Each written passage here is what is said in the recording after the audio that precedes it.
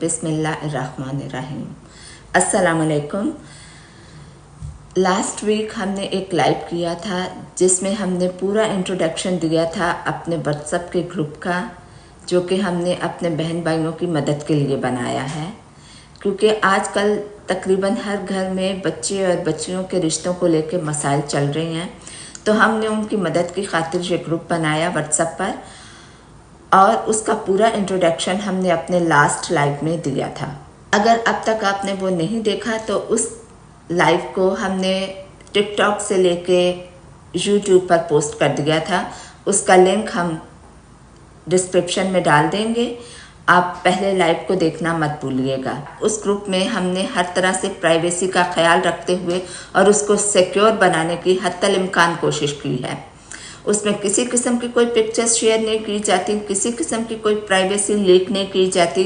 लोगों के telephone number या जो भी वो इन्फॉर्मेशन देते हैं वो हमारे पास सेफ रहती है।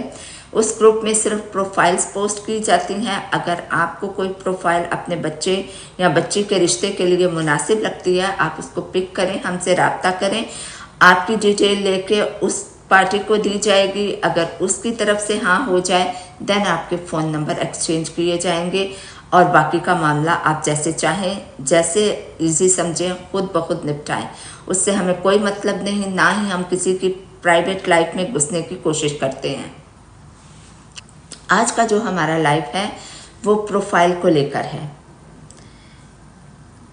आप लोग जो प्रोफाइल भेजते हैं अपने बच्चों की हमें, उसको कैसे लिखा जाना चाहिए और कौन से प्रोफाइल के कौन से हिस्से पर देखने वाले की नज़र पहले जाती है, उसको ज़्यादा हाईलाइट होना चाहिए, मुख्तसर और आसान ज़ुबान में होना चाहिए, कौन सी चीज़ की आपको डिटेल देनी चाहिए और एंड में क्या लिखना चाहिए, ये सब कुछ आज हम इस लाइव में डिस्कस करेंगे। प्रोफाइल क्या चीज़ है? प्रोफाइल है वो इंट्रोडक्शन जो जिस बच्चे, बच्ची, बहन, भाई, दोस्त, जिस किसी के लिए आप रिश्ता ढूंढ रहे हैं, आप उसका इंट्रोडक्शन जो देते हैं उसको प्रोफाइल कहते हैं।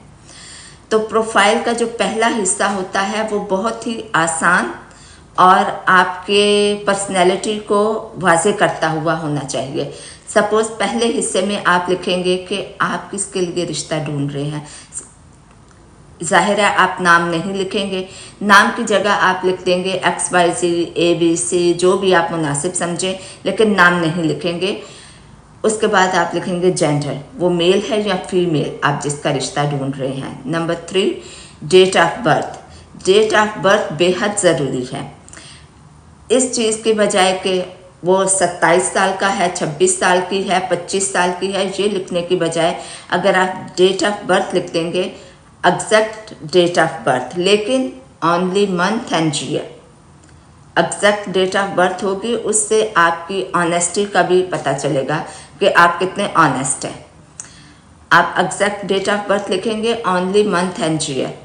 जो जिस वक्त भी वो प्रोफाइल देख रहा है उसके हिसाब से बच्चे या बच्ची की उम्र का अंदाज़ा लगा लेगा कि भाई 30 साल का है, 25 साल का है या 20 साल का है। तो डेट ऑफ बर्थ हो गई। उसके बाद आप लिखेंगे उसकी हाइट, क्योंकि आजकल हाइट पर बेहद फोकस किया जाता है। तो हाइट हम बिल्कुल ठीक लिखेंगे, अप्रॉक्सीमेटली, तकरीबन, ये सब करने की ज़रूरत नहीं है, इसलिए कि इससे कन्फ्यूजन पैदा होता है। बहुत सारे लोग जो हैं वो ज़्यादा हाइट के होते हैं, वो हाइट के ऊपर फोकस करते हैं। बहुत सारे लोग जो हैं वो दरमियानी हाइट से भी कम हैं, तो वो भी हाइट के फोकस करते हैं। इसलिए तकरीबन अप्रॉक्सीमेटली को हम निकाल देंगे और एग्जैक्ट हाइट लिखेंगे। उसके बाद आ जाता है रिलीजियन। रिलीजियन आप लिखेंगे मुस्लिम, सुन्नी, मुस्लिम, शिया या मुस्लिम, जो भी आपका फ़िरका है। मुस्लिम के बाद अगर आप मुस्लिम हैं तो मुस्लिम लिखेंगे। उसके बाद सुन्नी, शिया, जो भी आप फ़िरके को फॉलो करते हैं वो लिखें।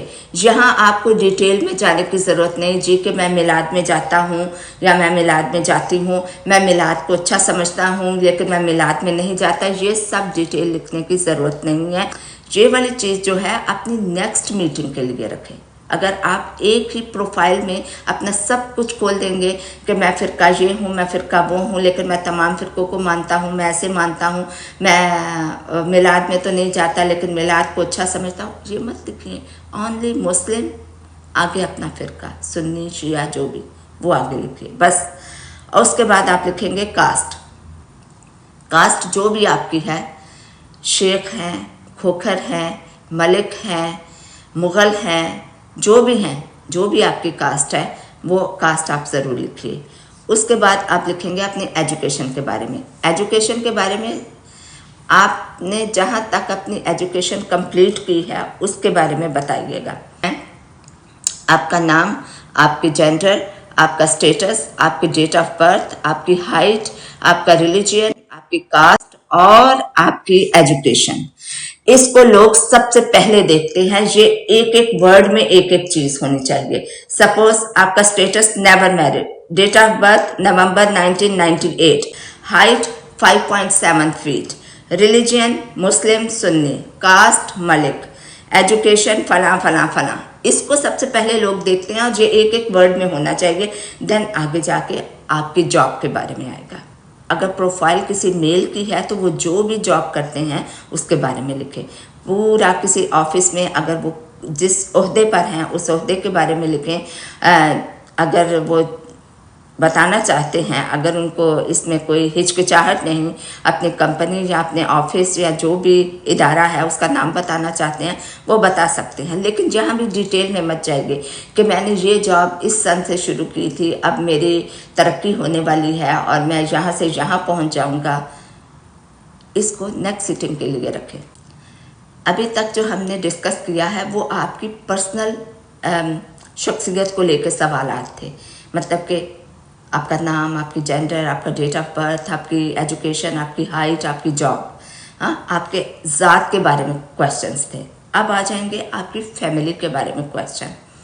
फैमिली के बारे में सबसे पहले क्वेश्चन आएगा कि आपके पेरेंट्स अगर दोनों हयात हैं आप लिखिए माशाल्लाह दोनों हयात हैं, दोनों काम करते हैं, आप दोनों के काम के बारे में लिखिए। फादर वर्किंग या बिजनेसमैन जो भी है वो लिखिए। मदर जस्ट अ हाउसवाइफ, या अगर वो भी कोई काम करती हैं तो लिखिए हाउसवाइफ हैं। और अगर खुदा न खास्ता दोनों इस दुनिया से चले गए हैं तब भी आप लिखिए कि पेरेंट्स पास्ट अवे। तो प्रोफाइल को फटाफट देख के लोग समझ जाते हैं कि ओके ये रिश्ता ऐसा है, इसकी उम्र, इसकी हाइट, इसकी कास्ट, इसका रिलीजन मुझसे मैच करता है। अब मैं बाकी की प्रोफाइल पढ़ता हूँ। कुछ सेंस बनी बात की? बिल्कुल। कि पहले इंसान किसी का चेहरा देखता है, चेहरा ठीक लगे, देन फिर इंसान उसको थोड़ा टाइम देता है कि ओके आगे मैं देखता हूँ। अब फैमिली के बारे में हम बात कर रहे थे। सबसे पहले पेरेंट्स आएंगे, और उसके बाद आएगा बहन भाई, सिबलिंग्स। तो लिखेंगे कि मेरे 3 ब्रदर्स, 2 आर मैरिड। तो लोगों को अंदाज़ा हो जाएगा कि इसके 3 भाई हैं जिनमें से 2 शादीशुदा हैं। Sisters, 4 sisters, 3 are married. तो इसकी 4 बहनें हैं और इनमें से 3 जो हैं वो शादीशुदा हैं। नेशनैलिटी, कि आप कौन से नेशनैलिटी होल्डर हैं, ठीक है, कि आपके पास किस मुल्क की नेशनैलिटी है। आप पाकिस्तान में रहते हैं, आप लिखेंगे पाकिस्तानी। हाँ, अगर आप कहीं और रहते हैं, जिस भी कंट्री में रहते हैं, अगर आपके पास उस कंट्री की नेशनैलिटी है तब आप लिखेंगे नेशनैलिटी, कि मैं अमेरिका में रहता हूँ और मेरे पास अमेरिकन नेशनैलिटी है।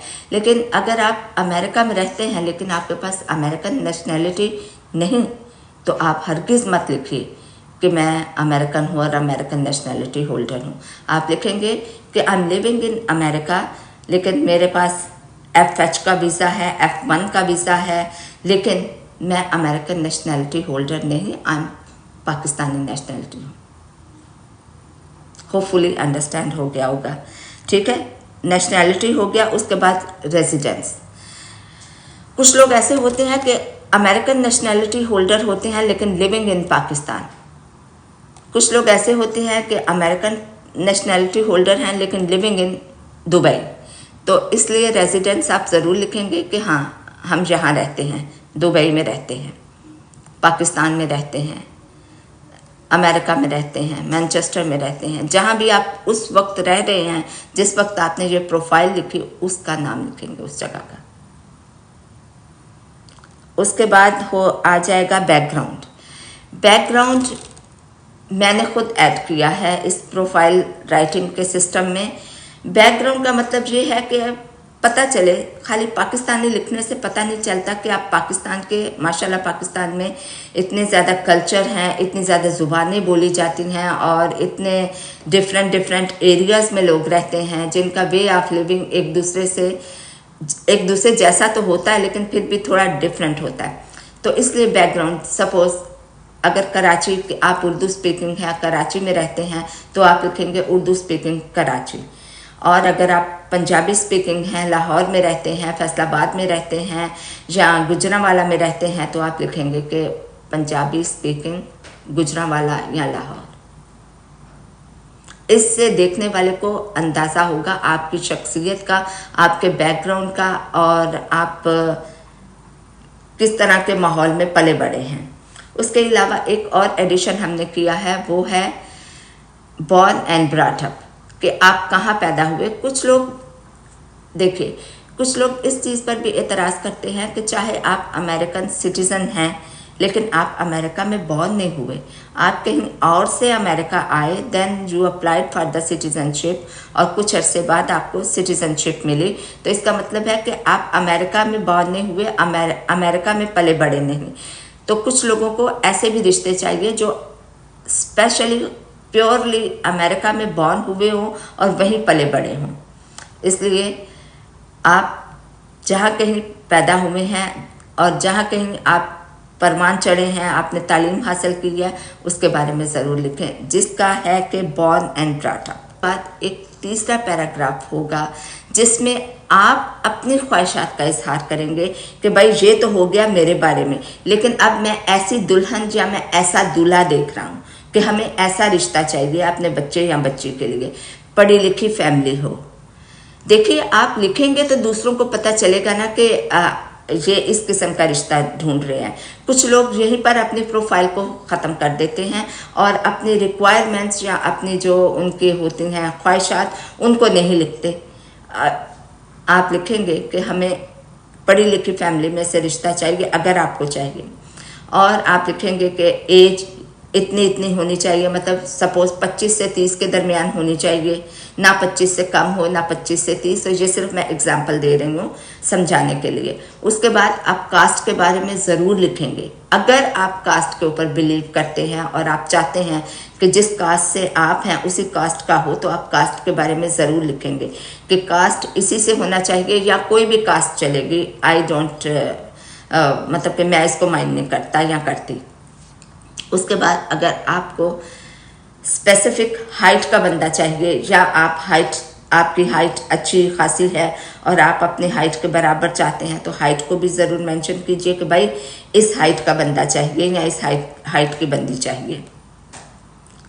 ये इसलिए भी ज़रूरी है कि अगर आप कुछ भी नहीं लिखेंगे तो बहुत सारे लोग आपको अपनी प्रोफाइल भेज देंगे जो कि आपके किसी काम की नहीं होंगी।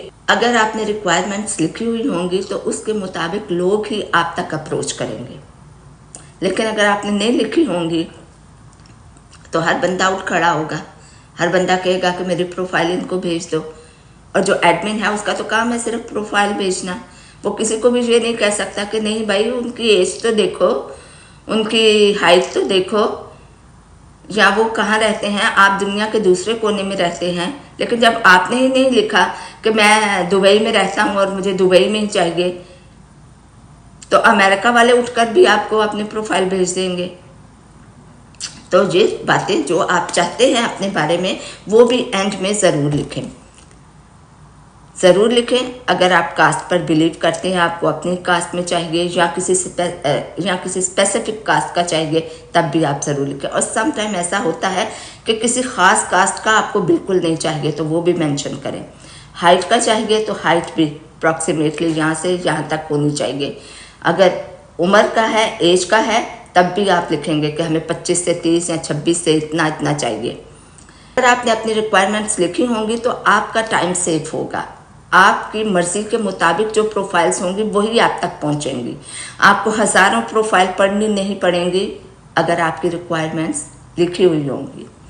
इससे हमारा बहुत सा टाइम सेव होगा, आपका टाइम सेव होगा। दूसरा, हमें किसी के सामने रूड नहीं बनना पड़ेगा कि नहीं ये तो उसके साथ मैच ही नहीं करती, तुम क्यों अपने भेज रहे हो।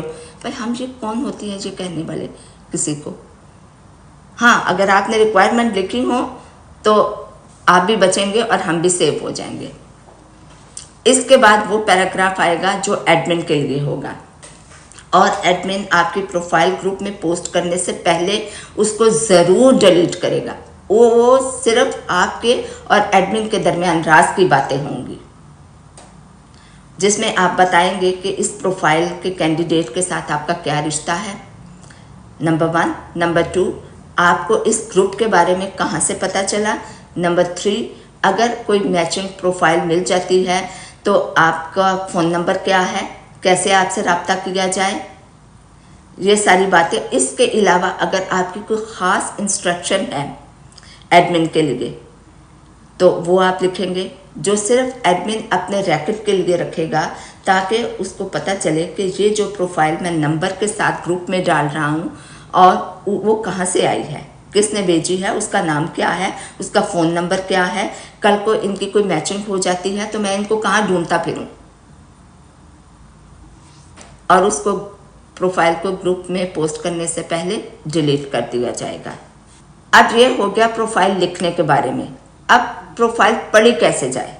देखिए, जब आप प्रोफाइल पढ़े तो प्रोफाइल की जो पहली चीज़ें हैं, डेट ऑफ बर्थ, उसकी हाइट, उसकी कास्ट, उसकी रिलीजियन और उसकी एजुकेशन, ये जो 4-5 चीज़ें जो पहले हैं सबसे ऊपर, जिससे किसी इंसान की शख्सियत का पता चलता है। जब आप कोई प्रोफाइल पढ़ते हैं और आपको उसमें इंटरेस्ट होता है और आप एडमिन को कहते हैं कि इस प्रोफाइल में मुझे इंटरेस्ट है और मेरे बेटे या बेटी की प्रोफाइल इनको भेजो और इनकी राय का पता करो, तो इसका मतलब ये है कि उस प्रोफाइल की जो पहली 5-6 चीज़ें हैं, एज, हाइट, कास्ट, रिलीजियन और उसका एजुकेशन, मतलब आप उससे मुत्तफिक हैं, आपको वो पसंद है। क्योंकि बात चलने के बाद सम टाइम ऐसा होता है कि कुछ लोग बोलते हैं, ओहो इसकी उम्र तो मुझे कुछ ज़्यादा लग रही है। तो भैया, जब आपने प्रोफाइल पढ़ी थी उस वक्त आपने उसकी उम्र चेक नहीं की। तो जब आप उस प्रोफाइल में इंटरेस्ट शो कर रहे हैं, उन्हें अपनी प्रोफाइल्स भेज रहे हैं, तो इसका मतलब यही है कि उसकी जो बेसिक थिंग्स हैं उससे आप उसके साथ आप जाते हैं, वो आपको पसंद है। ठीक है। उसके बाद उसकी रिक्वायरमेंट्स को देखिए कि वो बंदे ने क्या कहा है। सपोज आपको तो वो सारा पसंद है, आपने उसकी प्रोफाइल पढ़ी, आपको तो वो सारा पसंद है, लेकिन उस बंदे की क्या पसंद है, उसकी क्या रिक्वायरमेंट्स है, उसको भी पढ़िए कि उसने किस एज के बच्चे या बच्ची को कहा है कि मैं इसके रिश्ते में इंटरेस्ट लूँगा।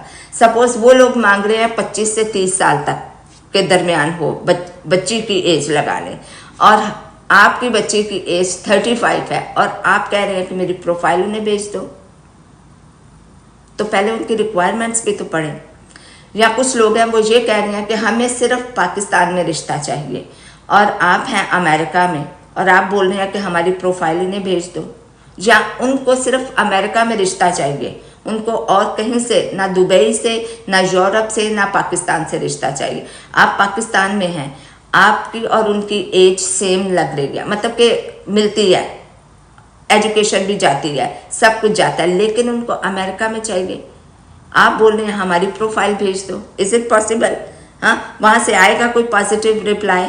आप खुद मुझे बताएं।